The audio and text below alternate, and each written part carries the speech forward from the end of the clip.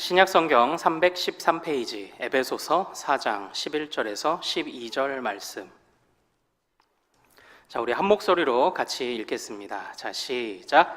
그가 어떤 사람은 사도로, 어떤 사람은 선지자로, 어떤 사람은 복음 전하는 자로, 어떤 사람은 목사와 교사로 삼으셨으니 이는 성도를 온전하게 하여 봉사의 일을 하게 하며 그리스도의 몸을 세우려 하심이라. 아멘. 아멘. 오늘 우리가 함께 읽은 이 말씀 통해서요, 직분 6번째 시간, 성도를 온전케 하는 직분이란 제목으로 은혜를 같이 나누도록 하겠습니다. 우리가 이 연말에 또 직분자 선거를 하기도 했죠. 그리고 뿐만 아니라 이 직분을 살펴보는 것이 이것이 곧 교회를 이해하는 것입니다. 그래서 계속적으로 이어지는 이 직분론에 관하여 오늘도 또 말씀을 집중할 수 있기를 소망합니다. 사랑하는 여러분, 하나님께서 교회에 선물을 주셨습니다. 크게 에베소서에서는 2가지 선물을 주셨다고 말씀을 하고 있습니다. 이 2가지 선물이 뭘까요? 2가지 선물. 하나님이 주신, 교회에 주신 2가지 선물 뭘까요? 일부에서는 우리 중고등부 자녀 중에 한 친구가 성경이요 그러더라고요. 그러면 또 다른 하나는 뭐냐 그랬더니 십자가요, 이제 이렇게 얘기를 하는 거예요. 성경과 십자가를 주셨답니다. 좋은 답이라고 생각을 했습니다. 또 어떤 분은 신약과 구약을 주셨다라고도 답하시는 분도 더러 계시더라고요. 그것도 좋은 답이라고 생각했습니다. 그런데 이 에베소서에서는 하나님이 교회에 주신 선물 2가지 뭘까요? 네, 예배와 성찬 예식. 그것도 좋은 답입니다. 그러나 우리 에베소서에 있는 가르침에 한번 집중을 해보죠. 에베소서에서 사도 바울이 말하는 하나님이 교회에 주신 첫 번째 선물은요, 바로 성령님이십니다. 하나님께서 성령님을 선물로 주셨습니다. 성령님이 왜 교회의 선물일까요? 우리 지난주를 복습할 겸 3절, 4장 3절을 같이 한번 읽어보겠습니다. 4장 3절 같이 읽어보겠습니다. 시작. 평안에 매는 줄로 성령이 하나 되게 하신 것을 힘써 지키라. 아멘. 아멘. 우리는 보통 교회 안에 하나됨을 이루라고, 우리가 하나됨을 만들라는 그런 이야기들을 많이 하죠. 하나 되어야 한다라는 얘기를 하지만, 그러나 에베소서에서 사도 바울 선생님이 말하는 것은요, 하나 되게 하는 것은 성령님의 소관이에요. 성령님이 하나 되게 하신 것을 우리는 어떤 역할을 하는 거죠? 그것을 지키는 자입니다. 그러므로 우리의 힘으로 만들 수가 없는 거예요. 성령님이 하나 되게 하시는 것입니다. 사실 그렇지 않습니까? 우리가 살아가는 이 세상은요, 하나 되기가 참 그렇게 어려워요. 그러므로 우리가 살아가면서 우리의 연수가 더해가면서 나름대로 인생의 지혜를 깨닫는데, 그 깨달은 지혜 중에 하나가 무엇인가요? 사람 참 안 바뀌더라, 그런 것 아닙니까? 사람 참 안 바뀌더라, 이게 우리가 살아가면서 세상을 바라보며 깨닫는 나름의 깨달음이고 지혜이죠. 그러니까 사람은 안 바뀐다, 바뀌지 않는다라는 것을 깨달으면 이제는 세상이 어떤 곳인지 맛을 좀 본 거죠. 그런데 거기에다가 이제는 다른 사람이 안 바뀌더라를 뛰어넘어서 생각해보니 나도 안 바뀌더라 라고 하면 이제는 조금 철든 겁니다. 그러니까 세상의 쓴맛을 보다가 세상 참 사람이 제일 무섭다 이러면 세상을 좀 알게 된 거고요. 그런데 나도 똑같구나 이러면은 이제 조금 철이 들어가는 거더라고요. 이렇게 사람이요 잘 안 바뀌죠. 그런데 안 바뀌는 사람들이 어떻게 하나 될 수 있을까요? 그러나 사랑하는 여러분, 이 교회 역사를 보면 정말 놀라운 일들이 일어났던 그런 예들이 굉장히 많은데요. 여러분들 첫 번째 화면을 한번 좀 보죠. 사무엘 무어 선교사님이라고 여러분들 들어보셨습니까? 1800년대 후반에 우리나라에 들어오셔서 천민들의 친구가 되어주셨던 분이 사무엘 무어 선교사님이십니다. 그 당시에는 아직 조선 말기라서 이 신분제도가 남아있을 때예요. 그런데 그 중에 가장 비천하게 여겨지던 8천민이 바로 저 나와 있는 8부류의 사람들입니다. 특별히 이 사무엘 무어 선교사님은요, 저 중에서도 백정에게 전도를 많이 하신 것으로 유명한 그런 선교사님이세요. 그래서 다음 화면을 좀 한번 볼까요? 이 선교사님이 곤당골 교회라는 곳을 세워서 많은 백정들도 전도하고 하셨는데, 백정들이 교회에 자꾸 들어오다 보니까 어디 천한 것들이 들어오냐며 양반들이 따로 교회를 양반들이 따로 나가서 교회를 설립했는데 그게 홍문 삭골교회라는 데였던 거예요. 그러니까 어디 백정이 교회 안에 양반들이 있는 데 들어와. 그래서 사무엘 무어 선교사님의 의도와는 다르게 양반들이 갈라져 버린 겁니다. 근데 이렇게 교회가 분열하는데 사무엘 무어 선교사님이 어떻게 반응하셨을까요? 타협하지 않으셨어요. 왜냐하면 옳지 않거든요. 주님 앞에서 신분을 논하는 것이 옳지 않거든요. 그래서 갈라져 나가는 사람들을 그냥 보냈습니다. 왜냐? 그들은 진리에서 떠나 있었기 때문이죠. 그런데 이 홍문 삭골교회가 한 3년 정도 이렇게 갈라져서 그 교회로 모이다가 홍문교회, 삭골교회가 갑자기 화재로 불이 타는 일이 있으면서 그 교회의 성도들 중에 상당수가 다시 회개하며 원래 곤단골교회로 돌아왔다고 해요. 그런데 나 싫다고 떠난 사람들이잖아요. 그 양반들이 돌아왔을 때 곤단골교회 성도들이 어떻게 했을까요? 백정들이 어떻게 했을까요? 다시 받아주었습니다. 나 싫다고 백정하고 같이 있을 수 없다고 나 싫다고 떠난 양반들이 3년 만에 다시 돌아왔는데 그들을 받아주었어요. 그래서 그 안에 백정이고 양반이고 모두가 한 가족이 됐고요. 한 100명의 성도들 중에 백정이 30명이었다고 합니다. 그래서 그 두 교회가 이제 합쳐졌잖아요. 그 교회가 몇 년 뒤에 다음 화면을 한번 볼까요? 거기가 승동교회라는 데가 된 거예요. 지금도 이제 종로에 가면 유래가 깊은 교회죠. 참고로 우리 교단과 통합측 교단이 나뉘어질 때 저기는 통합측 교단으로 가셨어요. 우리는 연동교회를 중심으로 모이고 통합측은 승동교회로 모이고 이렇게 됐는데, 근데 어쨌든 그 중에 그 백정들의 그 신분 해방을 위해서 일하던 그 백정 박가가 있었는데 그 박가가 저 승동교회의 장로가 된 겁니다. 그리고 그 박가의 아들인 박서양이라는 분이 우리나라 최초의 양방 의사가 된 거예요. 그래서 재중원이라는 드라마 보시면은 이제 나올 거예요. 저 최초의 저 사람이 박영우라는 배우가 연기를 했다고 해요. 그러니까 사랑하는 여러분, 한번 보십시오. 이 교회가요 신분제로 나뉘어 있었고요, 싸웠습니다. 그런데 이 교회가 쪼개졌습니다. 그러나 교회가 다시 하나가 되었습니다. 여러분, 이게 사실 상상이 가는 일인가요? 이게 가능한 일입니까? 그냥 일반적인 세상의 기준으로 보면 이건 안 되는 거예요. 아직도 이때에도 신분제도가 남아 있었습니다. 그러나 그 사회의 모든 신분제도를 거꾸로 거스르며 모두가 한 가족이 될 수 있다고 말하는 독특한 공동체가 하나 있었던 겁니다. 그 공동체가 뭐라고요? 그곳이 바로 교회였던 겁니다. 그 교회를 사람의 힘으로 이끌었냐고요? 아니요. 성령님께서 그 마음을 바꾸어 주신 거죠. 성령님이 그 마음을 만져주신 것입니다. 그래서 성령님이 그 일을 위해서 우리 성도들의 마음을 바꾸시는 거예요. 물론 시간은 좀 걸렸죠. 그러나 세상은 수십 년이 가도 못 바꿀 것을 성령님은 그 마음을 바꾸고 계셨던 겁니다. 그 성령님께서 사람들에게 어떤 마음을 주십니까? 자, 우리 4장 2절 말씀 같이 한번 읽어보죠. 4장 2절입니다. 자, 시작. 모든 겸손과 온유로 하고. 자, 사랑하는 여러분, 여기 한번 잘 보십시오. 성령님이 우리를 어떻게 바꾸어 가신다고요? 성령님이 왜 교회에 허락하신 선물일까요? 너희는 성령의 인도함을 따라 겸손, 온유, 오래 참음, 사랑, 용납으로 성도들이 하나 되게 해라, 하나 되게 지켜가라, 이렇게 권면하시잖아요. 그런데 요 2절을 한번 잘 보면은 갈라디아서 5장에 어떤 말씀이 하나 떠오르실 겁니다. 어떤 말씀이 떠오르시나요? 힌트를 좀 드릴까요? 무엇의 열매? 성령의 열매인 겁니다. 우리 다음 화면을 좀 한번 보죠. 자, 같이 읽어볼까요? 우리 에베소서 4장부터 시작. 모든 겸손과 온유로 하고 오래 참음으로 사랑 가운데서 서로 용납하고 평안에 매는 줄로. 갈라디아서 5장.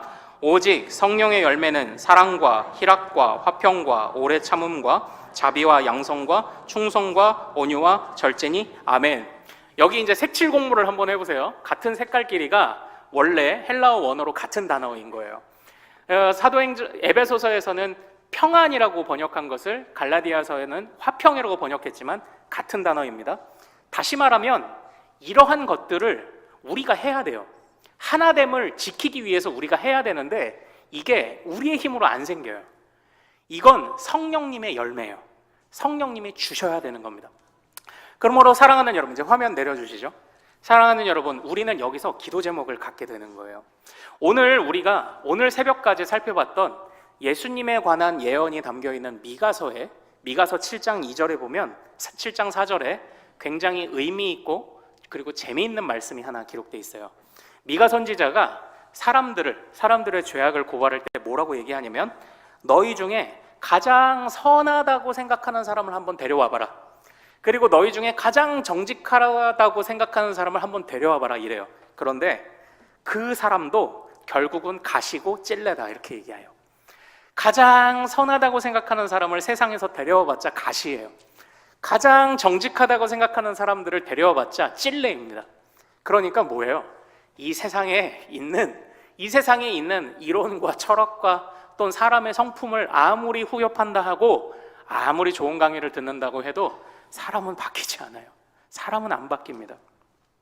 그러나 성령님께서 우리 성도들의 마음을 녹이셔서 성령의 열매를 주시면 그 하나됨을 지켜갈 수 있거든요.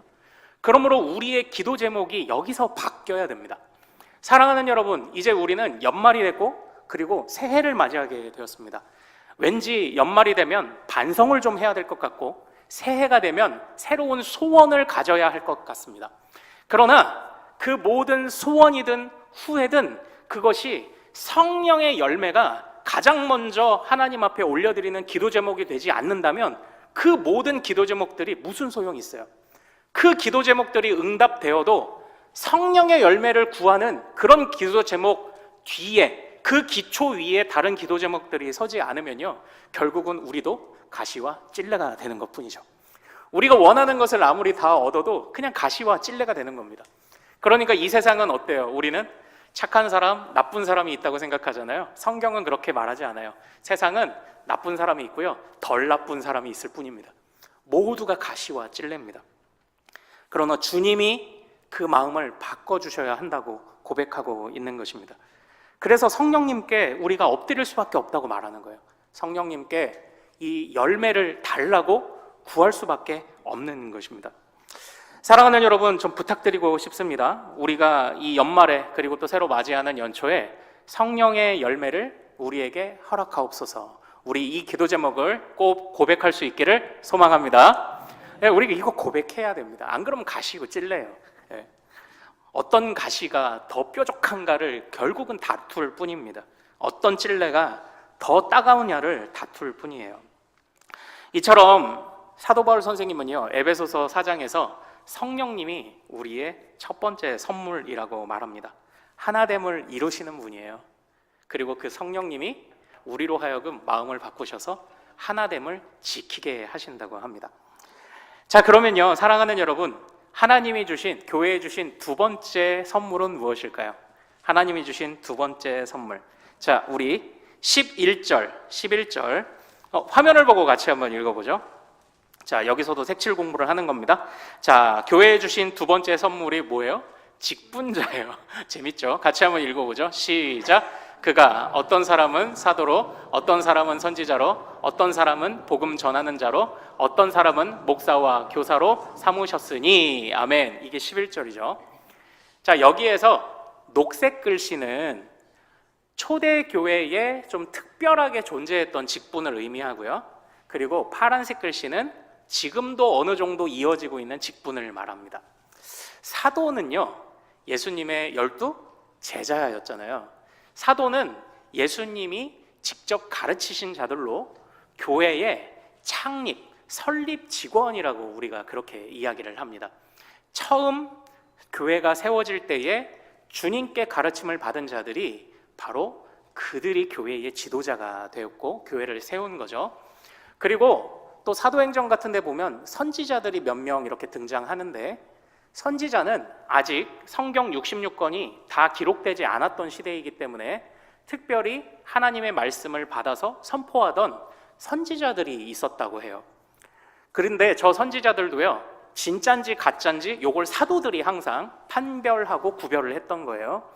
그리고 또 어떤 사람은 복음 전하는 자가 있었는데 대표적으로 누가 있을까요? 복음 전하는 자, 빌립 집사, 에디오피아 내시에게 가서 복음을 전했던 빌립 집사가 있고요. 그리고 디모데 같은 사람들이 오늘날로 따지면 선교사라고 볼 수도 있을 것 같습니다. 이처럼 초기에만 나타나는 특별한 직분이 있고 그 이후에 꾸준히 이어지는 직분이 또 있는데 목사, 교사 이거죠. 목사는 저 같은 목사입니다. 그런데 교사는 뭘까요? 교사. 우리 종교개혁 때 칼빈 선생님이 스위스 제네바로 가실 때에 자신의 신분을 교사로 가셨습니다. 교사는 사실은 우리 주일학교 교사라기보다는요 신학교 교수들을 말합니다. 그래서 이제 오늘날도 존재하는 거죠. 또 이제 저것을 목사가 가르치는 사람이다. 그래서 목사 곧 교사라고 보기도 하고요. 그리고 저것을 조금 분리해서 목사와 신학자 이렇게 보기도 합니다.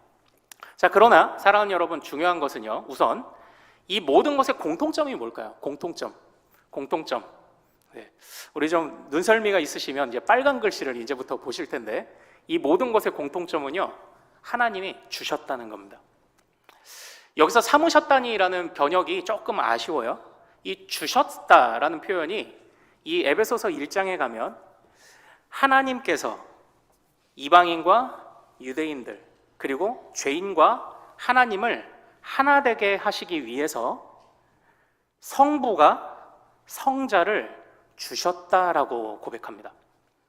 그때에 저 주셨다라는 단어를 에도켄이라는 헬라어로 사용하고 있는데 이것을 성부가 성자를 주신 것처럼 성자 예수님이 승천하시며 성령에 감동된 직분자들을 주셨다고 할 때 같은 의미로 사용하고 있습니다. 그러므로 직분자들을 세우신 이유가 뭐예요? 성부의 뜻을, 성자의 뜻을, 성령의 뜻을 이루도록 직분자를 선물로 주셨어요.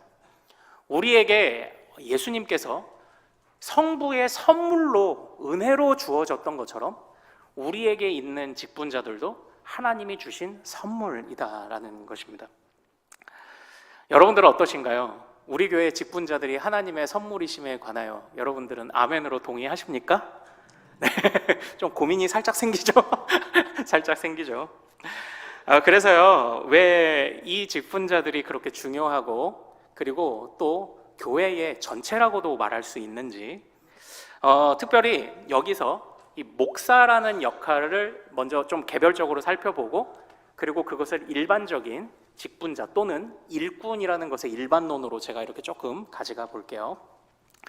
자, 어쨌든 주님이 주셨어요. 사도든 선지자든 복음 전하는 자든 목사와 교사를 주셨어요.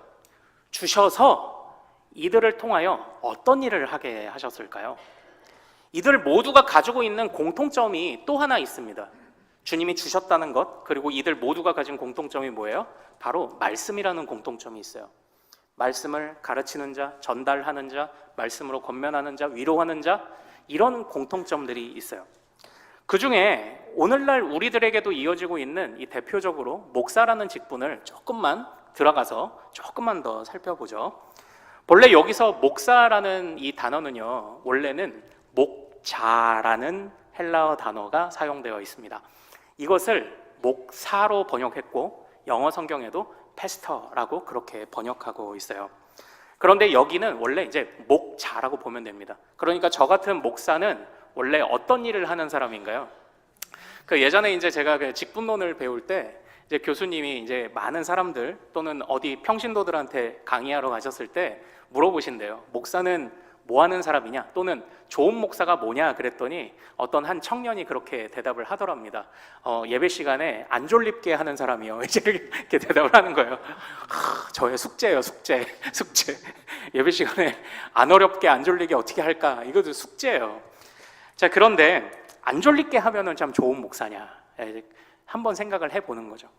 근데 목사의 좋은 목사는 목자라는 것입니다. 목자. 사랑하는 여러분, 목자는 어떤 일을 하는 사람인가요? 그래서 사실은 제가 이 이야기를 하려고 성탄절에 목자 되신 주님에 관해서 마지막에 잠깐 살펴보고 마쳤어요. 목자 되신 주님, 목자가 어떤 일을 하는 사람인지를 가장 잘 보여주는 성경이 시편 20 몇 편? 23편에 있어요.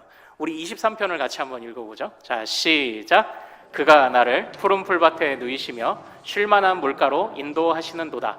내 영혼을 소생시키시고 자기 이름을 위하여 의의 길로 인도하시는도다. 아멘. 여기서 보면 목자는 어떤 일을 합니까? 파란색은 어떤 일이죠? 푸른 풀밭 쉴만한 물가로 왜 데리고 가요? 먹이려고 데려갑니다. 목자는 먹이는 사람이에요. 양들을 먹이는 사람이죠. 그리고 영혼을 소생하기 위하여 바른 길로 인도하는 사람이 목자예요. 양들이 낭떠러지로 가면 허허허 안돼 가면 찾아오는 사람이 이제 목자인 겁니다. 그리고 또 목자는 어떤 일을 하나요? 다음 화면을 보고 우리 같이 한번 읽어보죠.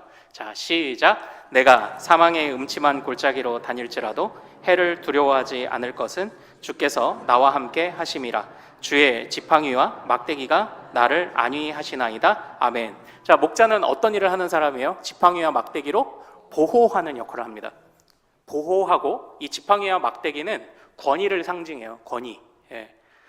양들 보고 나를 따라와. 그 음성에 권위가 있고 힘이 있고, 그래서 그들을 보호하는 것입니다. 목자와 함께 있으면 두려울 것이 없다고 느끼도록 하는 것이 목자라고 합니다. 그래서 여러분들 재밌는 게 뭐냐면, 우리 한 2주 전에 수요 예배를 통해서 잠깐 살펴보았던 것이 있어요.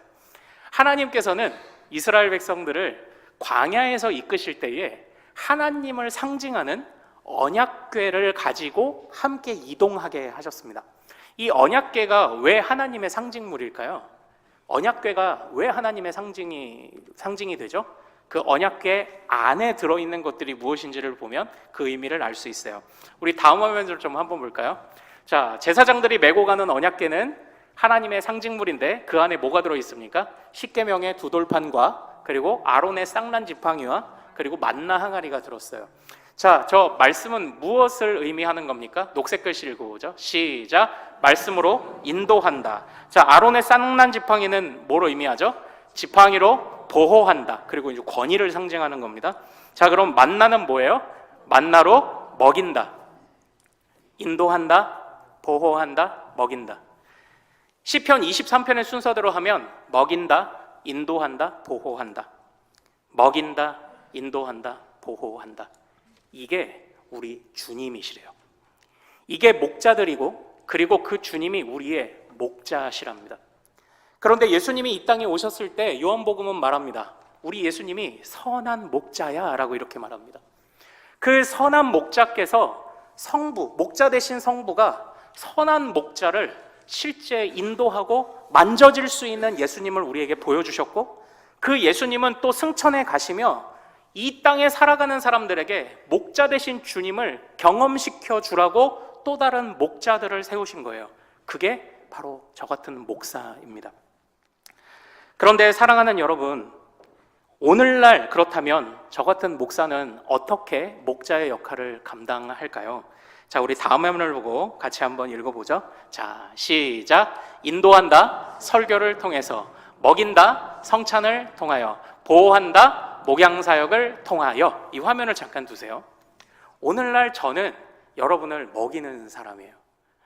여러분을 인도하는 사람이에요. 어떻게 인도할까요? 어떻게 인도할까요? 목사님, 우리의 어느 대학을 보내야 좋아요? 전 그런 거 몰라요. 전 그런 거 모릅니다. 그렇게 여러분을 인도하는 사람이 아니에요.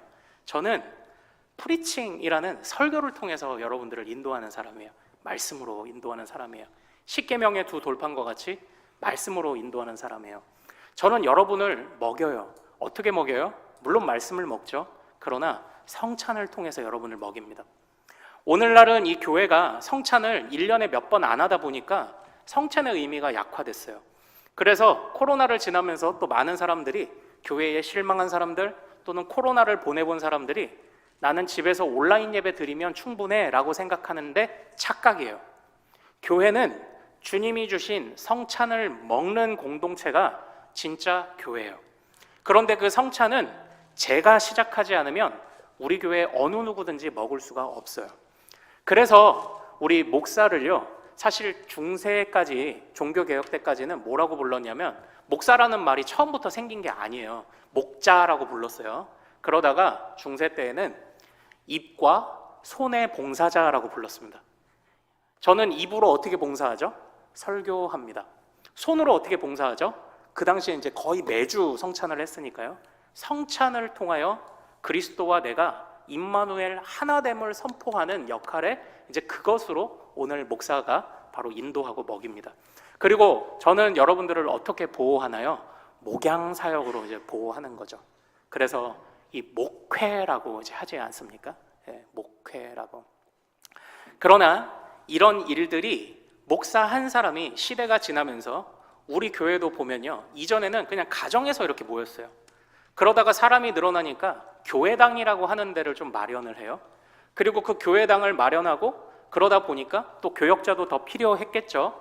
그러니까 이제 서로 헌금을 들여서 교회당을 운영하고 유지하고 관리하고 또 뭐 교역자들을 함께 삶을 살아갈 수 있도록 또 초빙하여 사례를 드리고 이제 이런 일들을 성도들이 감당하고, 그리고 이 교회가 점점 확장되어 가면서 수많은 직분자들이 생겨나게 된 겁니다. 필요에 의해서 생겨난 직분자도 있고요, 또 주님이 명하신 성경 안에서 명하신 직분자, 그래서 우리가 항존직이라고 하는 상시 존재하게 될 직분자, 그리고 또 임시로 설치하게 되는 그런 직분자들도 있는 것입니다.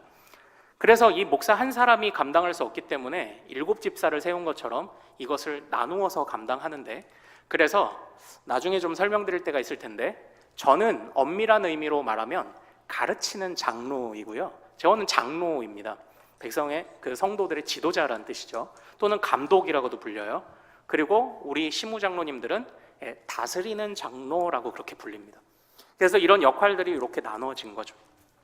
그러나 중요한 것은요, 사실 주님이 목자 되시고, 그리고 우리 성자 예수님이 목자이시고, 그 성자 예수님이 주신 목사가 목자요, 또한 그 일을 함께 짊어지는 모든 직분자들과 일꾼들이 바로 목자여야 한다는 것입니다.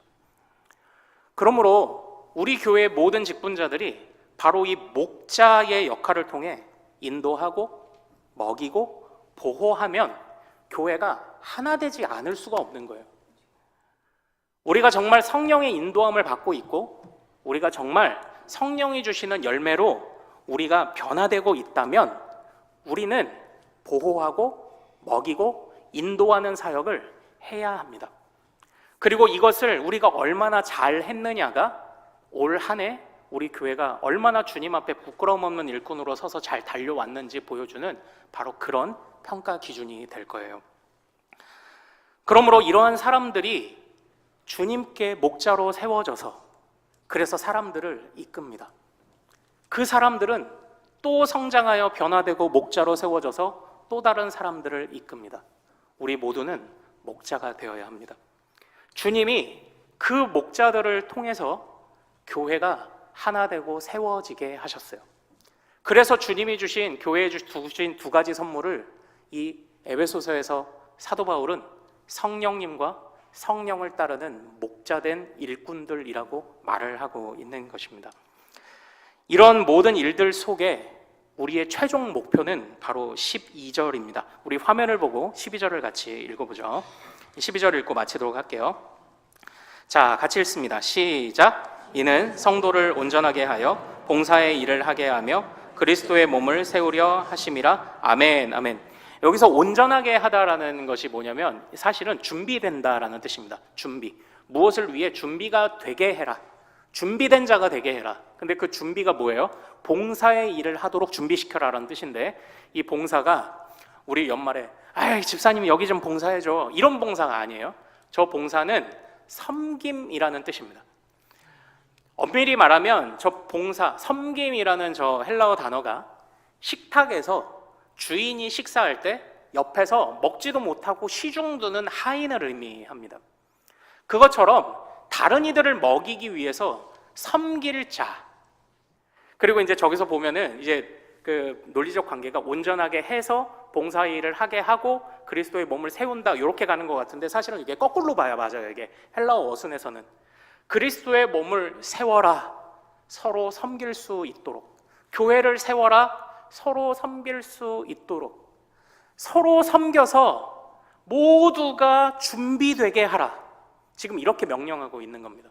그럼 또 준비되면 어떻게 해요? 다시 섬김으로 오는 거예요. 섬겨서 준비되게 하고, 준비된 자는 다시 와서 섬겨서 또 다른 이들을 준비되게 하고, 준비된 자는 또 다시 섬겨서 또 다른 사람들을 준비되게 합니다. 그렇게 가는 것이 뭐라고 해요? 교회의 하나됨이라고 이야기를 하고 있는 것입니다. 사랑하는 여러분, 성도가 온전하게 된다는 건 뭐예요? 섬길 준비가 되어 있다는 걸 의미하는 거예요. 저 사람은 참 무슨 직분작감이야, 저 사람은 참 사람이 괜찮아라고 평가할 때 교회가 가져야 되는 중요한 평가는 섬길 준비가 되었는가예요. 그러므로 사랑하는 여러분, 참 이제 저를 위해서, 그리고 우리 당회를 위해, 모든 직분자들을 위해서 기도해 주십시오. 저도 이제 돌아봐요. 나는 올해 잘 인도했나? 말씀으로 잘 인도했나? 성찬과 또는 육체적인 필요, 영적인 필요로 잘 먹였나? 그리고 목양사역으로 보호를 잘했나? 이제 저는 이런 기준들로 돌아보고 있습니다. 그래서 우리 안에, 그러니까 서로 견제한다는 표현은 굉장히 슬픈 거라고 했죠. 여러분들이 저를 보호해 주시고 당회를 보호해 주셔야 돼요. 또 당회와 저는 여러분들을 보호합니다. 그래서 서로 함께 자라갈 수 있도록 서로를 살펴주는 거죠. 여러분들은 저와 그리고 또 다른 직분자들이 열심히 섬기고 일할 수 있도록 따라주셔야 하겠고요. 또 여러분들은 그렇게 누군가의 섬김을 받았다면 여러분도 섬김을 하셔야 합니다. 그래서 누가 먼저랄 것도 없이 각자 주님이 주신 분량에 맞게, 은사에 맞게 각자의 자리에서 모두가 섬기는 거예요. 그 섬길 준비가 되어 있다면 우리 교회는 성숙한 교회가 된 것입니다. 사랑하는 여러분, 아무쪼록 우리 안에 정말 성도를 온전케 섬길 준비가 된 자로 이끌어 가시는 성령님을 의지하며 우리도 그에 순종하는 일꾼들, 그런 일꾼들이 되기를 소망합니다. 자, 우리 찬양하죠. 나의 모습 나의 소유, 나를 드립니다. 주님이 명하신 섬김을 위하여 나를 드립니다. 우리 같이 고백하겠습니다.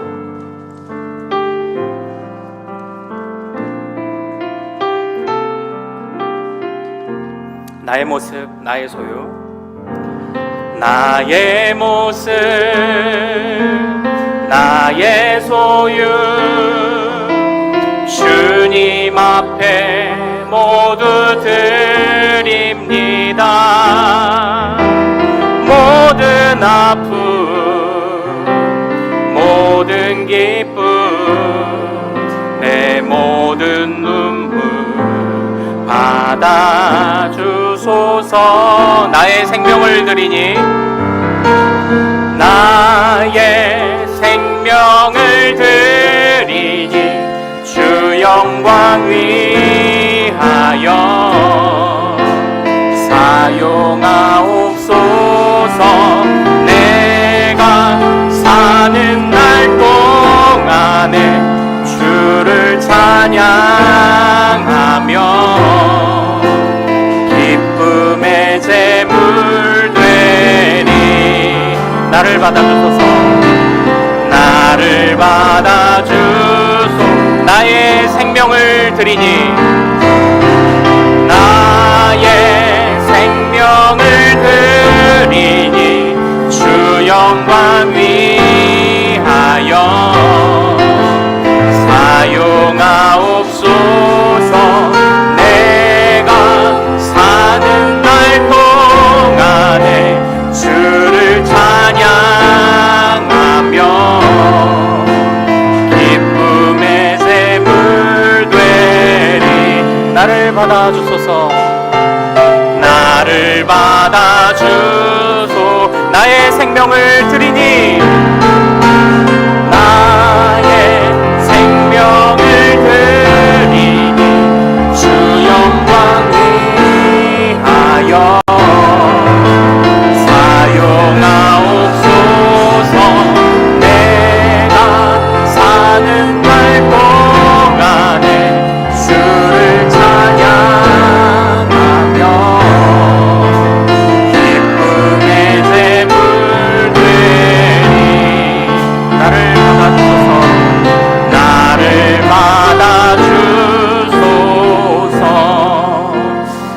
사랑하는 여러분, 우리 이 시간 같이 기도하기를 원합니다.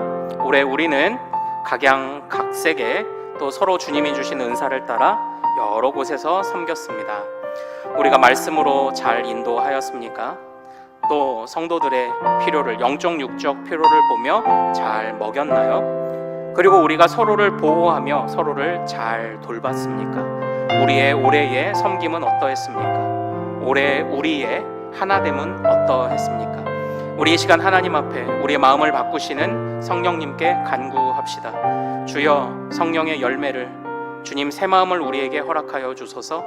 그래서 잘 인도하고 잘 먹이고 잘 보호하는 그런 우리 교회, 그런 직분자, 그런 목사, 그리고 그런 모든 성도들 될 수 있도록 도와주옵소서. 우리 큰숙교회 모든 성도들이, 모든 자녀들이 정말 참된 목자이신 주님을 따르는 목자로 서게 하여 주옵소서. 자, 우리 주여 이름 크게 한번 부르고 이 다짐으로 같이 한번 기도합니다. 주여!